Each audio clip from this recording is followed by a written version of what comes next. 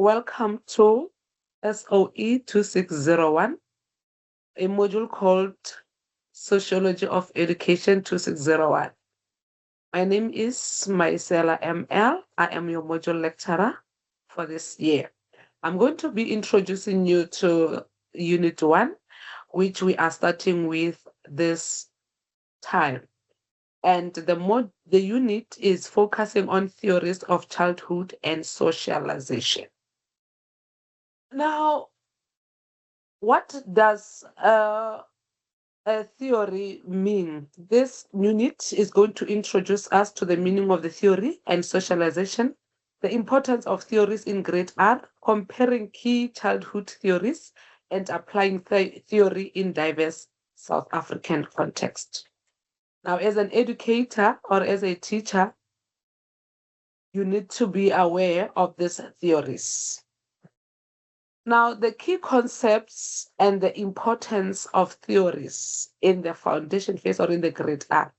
Now, theory, what is a theory? A theory is an idea used to explain learning and behavior. And socialization, it's learning norms, values, and culture.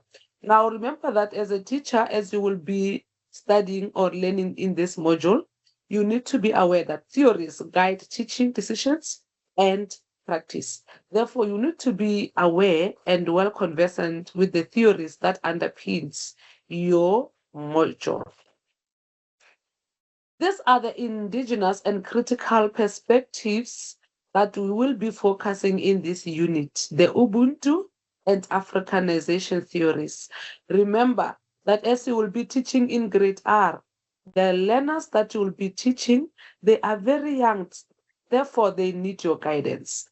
Now, the theory of Ubuntu is very much important to emphasize in your grade R as you will be teaching or doing your teaching practice, and also in future when you become an educator.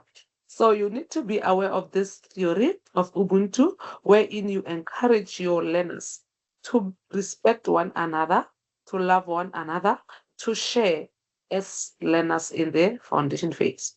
And also a theory of Africanization, wherein we learn each other's cultures, we respect each other's cultures, and also diversities. The developmental niche theory, which focuses on the culture of learners. As an educator, you need to be aware of the culture of the learners that you will be teaching, and also their families, the background, the environment that they grew up in or they are growing up in. Remembering that learners have different family structures. So, as an educator, you need to be well aware of the families that learners come from so that you give support according to where the learners come from. The new sociology of childhood, wherein the child's voice and agency matters. It is no longer a time wherein, as an educator or as parents, we just give instructions to learners or to our children. This is where child rearing styles comes in. As an educator, you need to be aware and you need to know that children's voice matters and also agencies. You don't just give instructions to learners. That's when we talk about interaction in the classroom, a learner-centered classroom. Now, these two theories are the most important theories in your module. Vygotsky, which talks about learning through social interaction. It is underpinned by the zone of proximal development and scaffolding, wherein children learn because they are taught other skills by either by a parent or by an educator. As an educator, we need to also be aware of the scaffolding, wherein you teach these learners new information as they come from home and come into school. You are the one who is supposed to teach them in a formal setting, in a classroom, the new skills that they need to achieve. The Piaget's theory, which focuses on cognitive development through stages. There are stages which the learners grow or go through as they grow.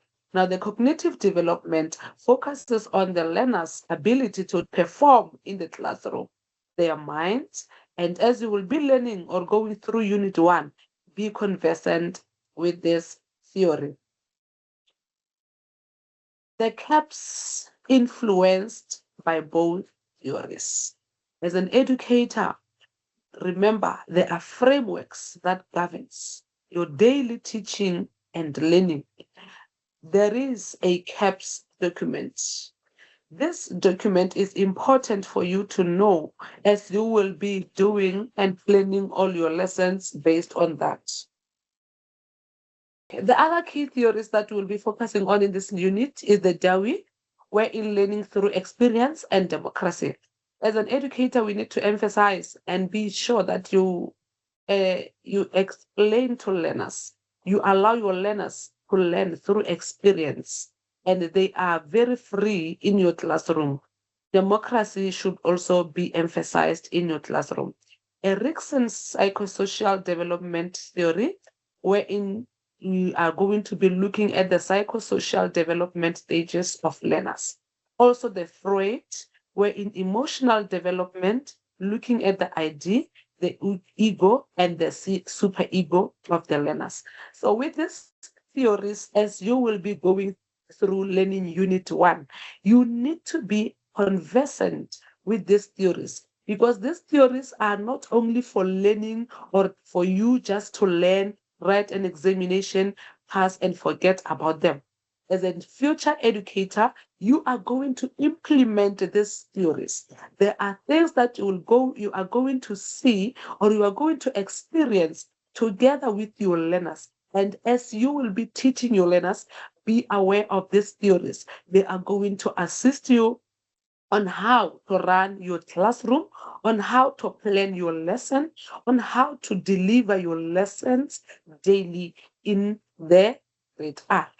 As I am coming to the conclusion of my presentation, remember, as a grade R teacher, your lessons need to be child-centered and play-based learning. You are not going to stand in front of your learners and try to put all the content into their heads. Learners need to participate in the classroom. They should play in the classroom. And as they play, they will be learning.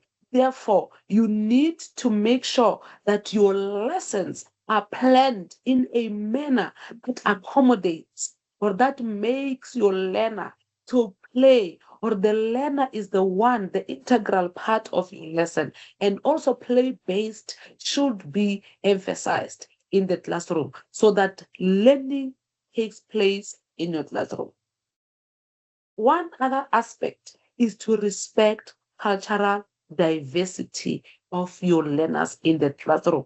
As I have said before, it is important to know the culture of your learners, where they come from, the families they come from, and what they are made of. As you respect this diversity, you will also be able to transfer this respect to your learners. They will be able to respect one another in the classroom. So as you are going through this learning unit, ensure that you know all the cultural diversity, how inclusion is practiced in the classroom. Because remember that learners in the classroom come from different cultures. Therefore, the notion of inclusion should be practiced in the classroom. Therefore, lastly, be reflective as you use multiple theories in your classroom. As you are going to learn all these theories in Unit 1, and you are going to be practicing these theories in your teaching practice, be as reflective as possible. In your learning or in your teaching and learning, make sure that at the end of your lesson, you reflect.